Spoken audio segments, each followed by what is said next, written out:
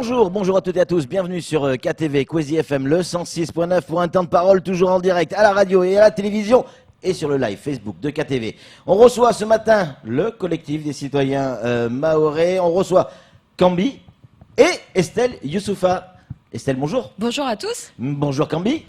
Bonjour, assalamu alaikum. Comment ça va bien ce matin ? Super. La grande forme ? Très bien. C'est tout pour ce temps de parole. Allez, Estelle, on va rentrer dans le vif du sujet. L'arrivée d'Emmanuel Macron mardi prochain, tous les médias ne parlent que de ça. Il va y avoir une centaine de journalistes extérieurs à Mayotte qui vont venir et évidemment couvrir cette visite présidentielle. Est-ce que le collectif a l'intention de se faire entendre pour cette journée du 22? Alors moi je pense qu'il faut être clair, nous sommes honorés de la visite du chef de l'État à Mayotte, il est ici chez lui. La tradition de Mayotte d'hospitalité ne sera pas trahie. Il ne s'agit pas de faire une action pour agir et d'empêcher le président de la République de visiter notre département. Mais par contre, il faut tenir un discours de vérité.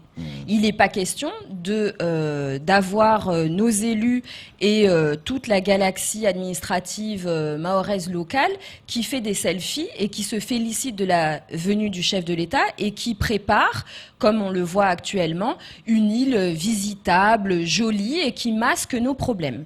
Moi, je pense qu'il est très important qu'on soit honnête et vrai par rapport à la situation de Mayotte. Notre île va mal et il est urgent de la réparer. Et ça, on va le dire au président. On va parler de choses, on va le montrer et on veut que ce soit vu et visible. Mais comment vous allez faire ? Les choses sont simples. On va juste reprendre votre journal. Caillassage, violence, qui sont exactement les mêmes raisons qui ont poussé les Mahorais dans la rue l'année dernière. On est à nouveau au même point. On prend sur la dernière semaine vos reportages. Reprise de toutes les violences dans les établissements scolaires. On a quand même commencé la rentrée avec un mort. C'est vrai. On en a parlé avec le vice-recteur. On a demandé un autre rendez-vous. Cette semaine, on n'a eu aucune réponse. Il va falloir être clair avec le rectorat de Mayotte.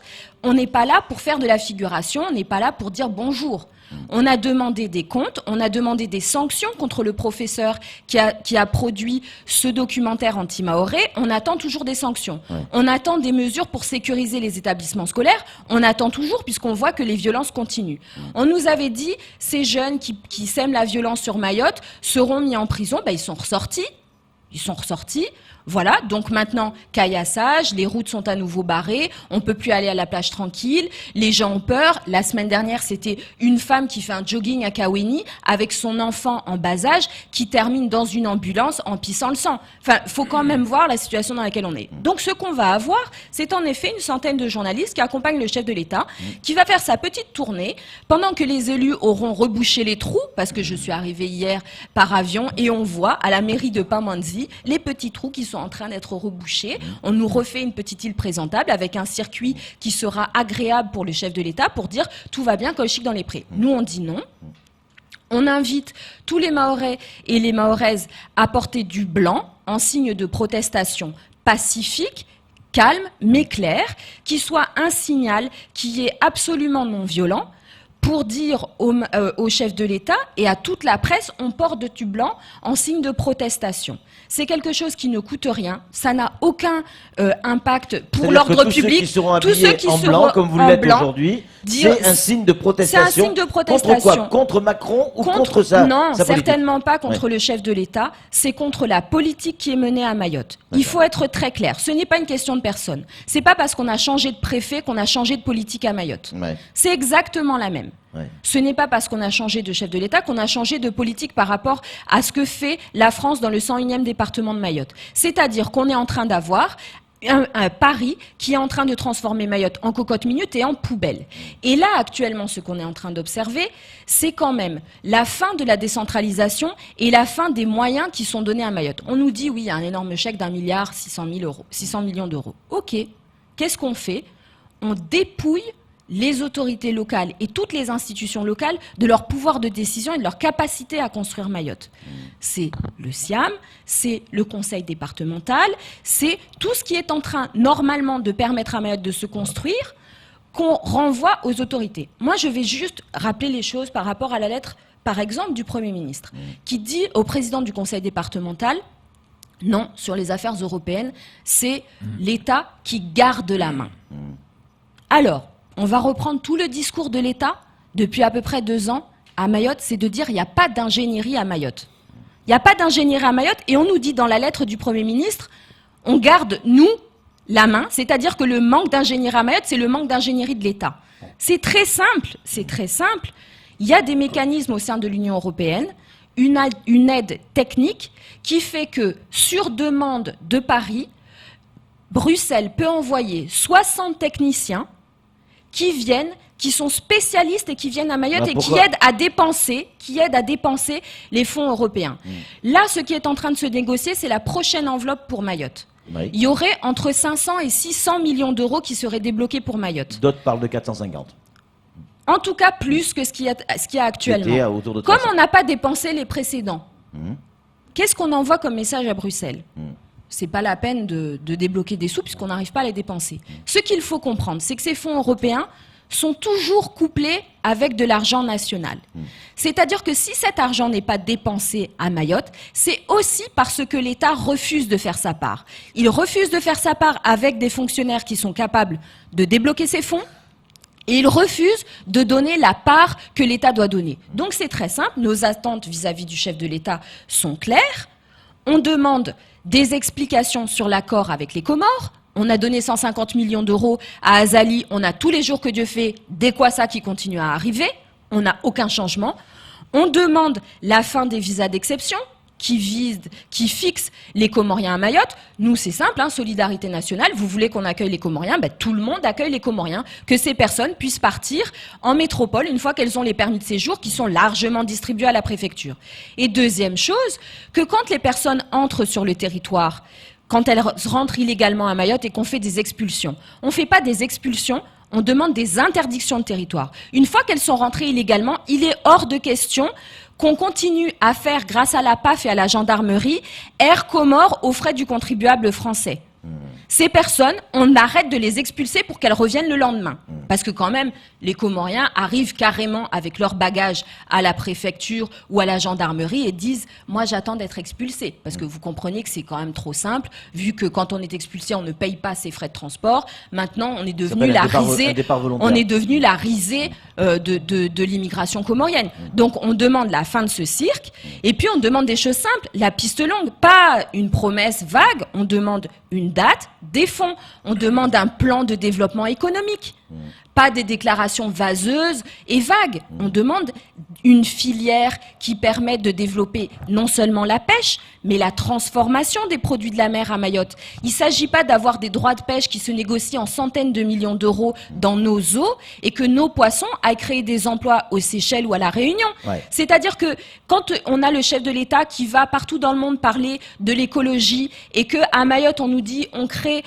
une zone de protection de l'environnement, mais qu'on ne crée pas les postes de gardiens des forêts, ça ne sert à rien. Comment vous allez, Cambic ou Estelle, comment vous allez transmettre ce message, ces revendications qui sont très claires, que vous venez d'évoquer, comment vous allez les transmettre au préfet? Est-ce que c'est uniquement par notre antenne ou alors il y a un entretien qui est prévu, un rendez-vous qui est prévu?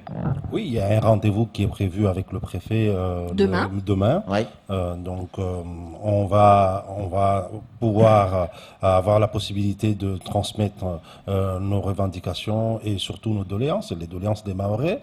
Mais surtout aussi, il faut aussi que les Mahorais entendent. Il n'y a pas que le préfet qui doit entendre. Il faut que les Mahorais aussi entendent nos revendications qui sont les mêmes quasiment depuis 2 ans et que rien ne se passe. Et surtout, j'espère aussi que quand le président va venir ici, ça sera pas une promesse d'1 milliard 6 quoi. C'est la chanson depuis 2 ans qu'on nous chante. Tous les dirigeants, tous les membres du gouvernement, mais aussi j'espère que le président aura un autre discours. J'espère que et répondra surtout parce que le discours de venir là dire que nous avons donné 1 milliard 6 à Mayotte et que jamais on réponde aux vraies questions que les Mahorais se posent, notamment celui de la sécurité, notamment celui de l'immigration clandestine, notamment aussi celui de la scolarisation et de la violence autour des établissements scolaires.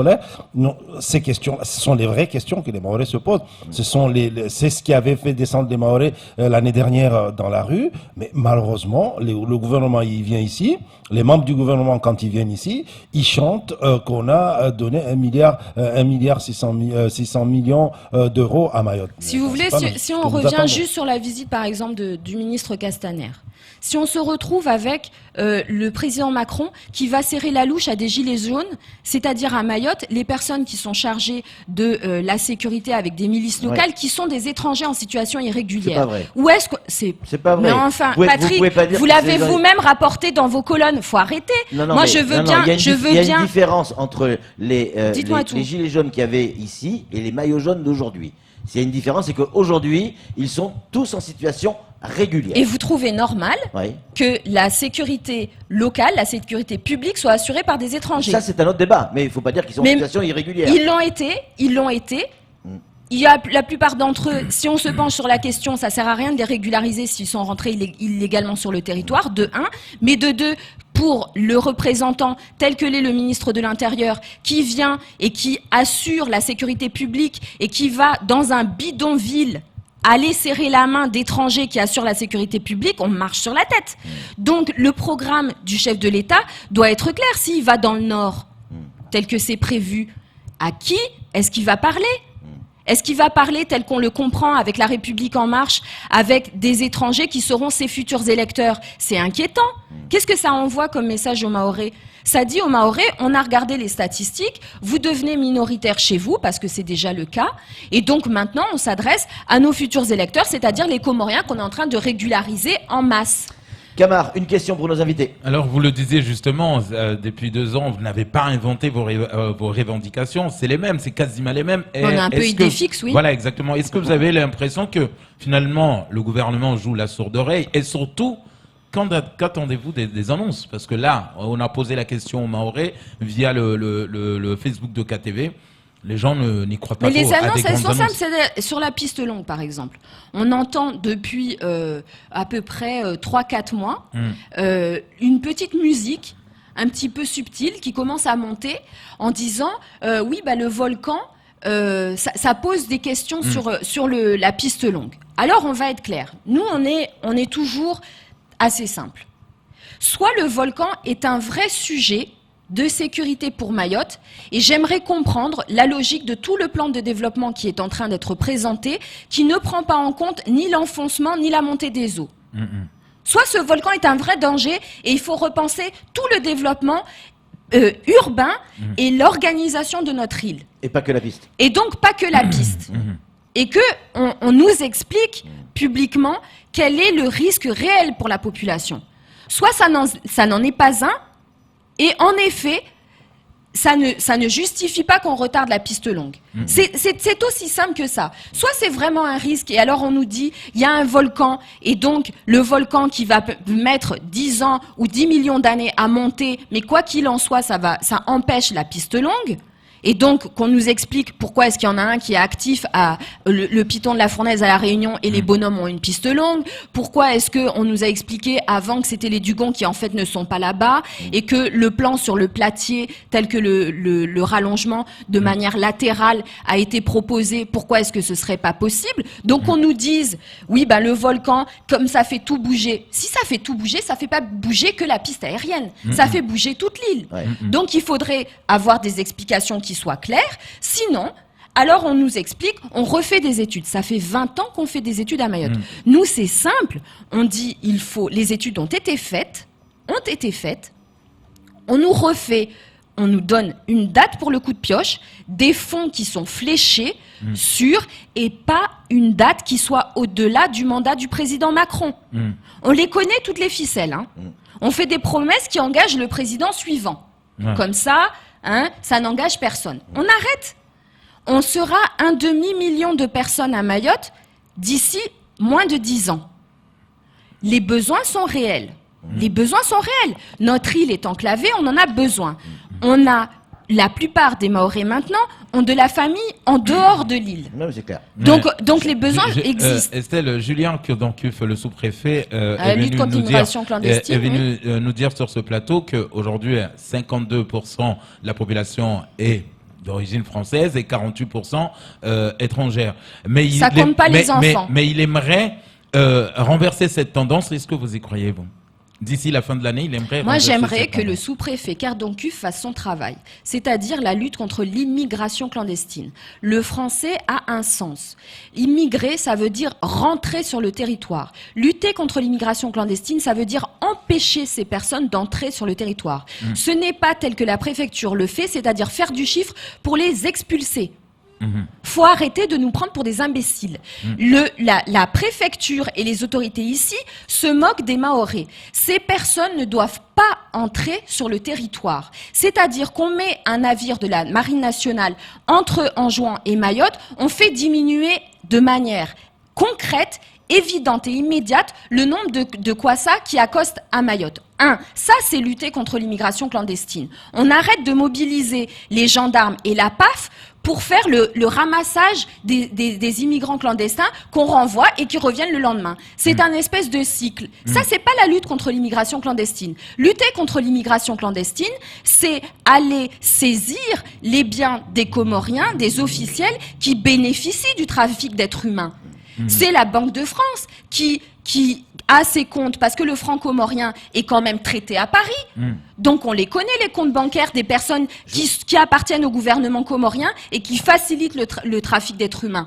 Quand M. Kerdoncuff aura l'intelligence de travailler de manière concrète et arrêtera de faire du chiffre pour faire monter sa carrière, là on commencera à discuter d'immigration clandestine. Mais enfin, regardez, on paye 150 millions d'euros à Azali, on paye 150 millions d'euros au gouvernement comorien, on n'a rien changé sur la situation des Mahoraises et des Mahorais. Il y a des résultats. Non, dites-moi. Laissez-moi Est-ce que vous tous dire, les jours que Dieu fait, on n'a pas un Kwassa qui continue à arriver? Clairement, il y a moins d'Africains qui arrivent. Les Comores ont déjà bloqué un certain nombre d'Africains. Patrick, Concernant soyons les clairs, Comoriens, quelle est c'est la autre chose. proportion plus en d'Africains plus. Quelle est la proportion d'Africains par rapport à Non, mais elle l'immigration augmente. comorienne? Et c'est là-dessus que vous pouvez pas dire le L'immigration contraire. comorienne, Elle c'est augmente. Si on le prend pas à la base, 99%. Estelle, si on prend pas le problème à la base, on va avoir le même problème. Faut qu'on a arrêter aujourd'hui de avec se le reste. cacher derrière son petit doigt. 99% de l'immigration clandestine à Mayotte, ce sont des Comoriens. Ouais. Si tout le monde veut aller plaisanter avec la question des Africains et que c'est l'obsession de Monsieur Kerdoncuff, c'est l'arbre qui cache la forêt. Je ne me félicite pas de l'arrivée des immigrants africains des Grands Lacs, mais il faut arrêter de prendre les gens pour des imbéciles. 99% des immigrants clandestins qui arrivent à Mayotte sont des Comoriens. Pour eux, rien n'a changé. Et l'accord qui a été passé et l'objet du combat de Monsieur Kerdoncuff, c'est d'aller s'attacher au petit 1%. Ce ne sont pas les Africains qui sont en train de construire. Ce ne sont pas les Africains qui sont en train de construire les bidonvilles. Ouais. Non, mais faut arrêter. Ouais. Faut arrêter de nous prendre pour des imbéciles. Ce ne sont pas les Africains qui sont dans nos collèges ou dans les hôpitaux. Il est 7h28. Ou l'hôpital, si je voudrais qu'on termine sur ce qui va se passer le 22. Donc clairement, vous n'appelez pas à la mobilisation. Contrairement à ce qu'a fait Mohamed Aziari sur ce plateau il y a quelques jours, où effectivement il appelle à une forme de mobilisation avec le congrès de Chiconi dimanche. Est-ce que le collectif que vous représentez aujourd'hui sera présent à ce congrès? Gambi? Nous appelons pas à la mobilisation dans le sens conflit. Nous appelons les Mahorais à aller accueillir leur président qui vient sur un territoire français. Il va venir chez lui. Il aura aussi l'hospitalité des Mahorais, mais que les Mahorais lui transmettent un message. Et en s'habillant en blanc. On porte du blanc. En s'habillant en blanc. Et pour dire au président de la République que nous sommes là et que nous attendons toujours des réponses à nos principales préoccupations. Donc on n'aura pas de manifestations telles qu'on les connaît d'une manière générale, avec des banderoles, etc., etc. Ça sera juste, c'est déjà beaucoup, les personnes qui seront habillées en blanc, ça sera un signe de protestation contre la politique gouvernementale. Oui, sur l'île. parce qu'il s'agit pas. Oui, parce que le système de sécurité est extrêmement important. Le dispositif est très important quand il y a le chef de l'État qui se déplace. Il s'agit pas d'aller essayer de bricoler une manifestation qui va être vouée à l'échec. En plus, on sait très bien que les Mahoraises et les Mahorais sont fatigués des manifestations, donc c'est très difficile de mobiliser. Nous, on dit que tout le monde peut protester de manière simple et pacifique en portant du blanc, un t-shirt, t-shirt, quelque chose qui signifie et qui envoie clairement, visuellement, tranquillement, un message de protestation pour dire on n'est pas dupe de la communication qui a été développée. Nous, on veut des mesures concrètes pour pouvoir vivre la devise républicaine de liberté, liberté de circuler, de vivre normalement en sécurité, l'égalité, c'est-à-dire qu'on veut le rattrapage immédiat de tous les minima sociaux, des salaires, la réalité de l'égalité pour tous les Français. Nous, on n'est pas des sous-Français. Mayotte est un département, on veut les mêmes droits que nos compatriotes de métropole. Et la fraternité, c'est-à-dire la solidarité avec les Français de métropole, c'est-à-dire que le fardeau que porte Mayotte de l'immigration clandestine, eh ben, fraternité, que tous les métropolitains et les réunionnais accueillent aussi le fardeau que porte Mayotte. Merci beaucoup Estelle et Cambi. Vous restez pas loin de nos. Bah oui, plateaux. parce qu'on revient pour faire la prolongation. Exactement, pour prolongation. On prolonge. Vous auriez dû faire de la télévision, Estelle. C'est vrai, j'y ai pensé pendant 20 ans. En tout cas, merci à vous d'être venus sur ce plateau et d'avoir répondu à nos questions. Allez, c'est tout pour ce temps de parole. Tout de suite, la suite de nos programmes.